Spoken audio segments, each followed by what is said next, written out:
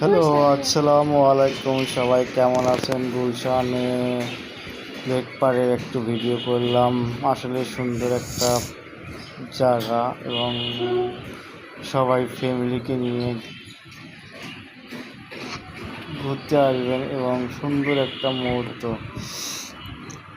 কারণ এই জায়গায় বাচ্চাদের খেলার মতো একটা জায়গা আছে, বাচ্চারা খেলতে পারে এবং আপনারা ঘুরতে পারবেন, হাঁটতে পারবেন, ছবি তোলার মতো অনেক সুন্দর একটা মুহূর্ত এই জায়গায়।